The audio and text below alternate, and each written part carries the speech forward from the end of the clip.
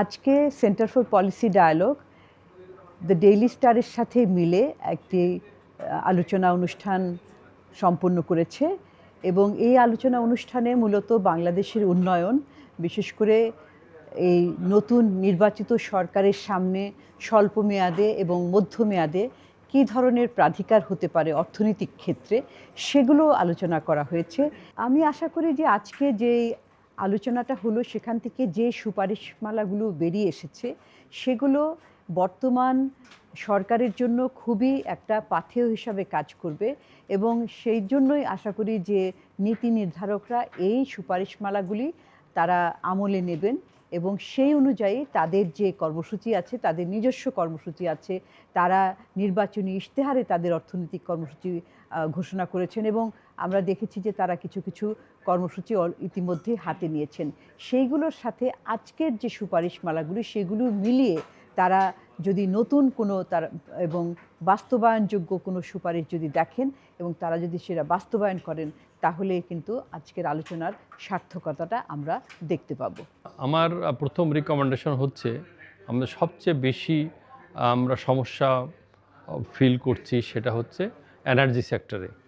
আমাদের বিদ্যুতের সরবরাহ খুবই কম, লোডশেডিং কোনো ক্ষেত্রে 3 থেকে 4 ঘন্টা আমরা বিদ্যুৎ পাই না, সেখানে ডিজেল দিয়ে আমাদেরকে সেই ব্যাকআপ দিতে হয় এবং নতুন বিনিয়োগের ক্ষেত্রে আমরা নতুন গ্যাস কানেকশন পাচ্ছি না, এটা আপাতত বন্ধ আছে। তা আমি মনে করি বিনিয়োগ করতে হলে আমাদের নতুন গ্যাস কানেকশন দিতে হবে এবং আনইন্টারাপ্টেড বিদ্যুৎ দিতে হবে, যাতে করে আমাদের কস্ট অফ ডুইং বিজনেস কমে আসে।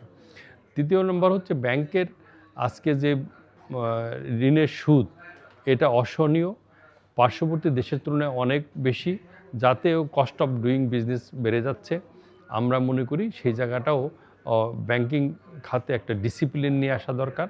যারা ইচ্ছাকৃত ঋণ খেলাপি, অর্থাৎ ব্যাংক থেকে টাকা নিয়ে তারা অন্য খাতে বিনিয়োগ করেছে বা বিদেশে পাচার করেছে, সরকার তাদেরকে আইনের আওতায় এনে তাদের কাছ থেকে টাকা রিকভারি করবে এবং যারা অনিচ্ছাকৃত খেলাপি হয়েছে, সরকার তাদেরকে সুযোগ দিয়ে এবং রিফাইন্যান্স করে যাতে তারা কারখানা চালু করতে পারে সে ব্যবস্থা করতে হবে।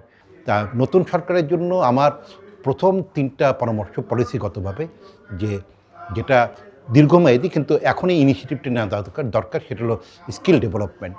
এটা 1 নম্বর, যেটা স্কিল, যেখানে টেকনিক্যাল এবং ভোকেশনাল ট্রেনিংয়ে আমাদের গুরুত্ব দিতে হবে।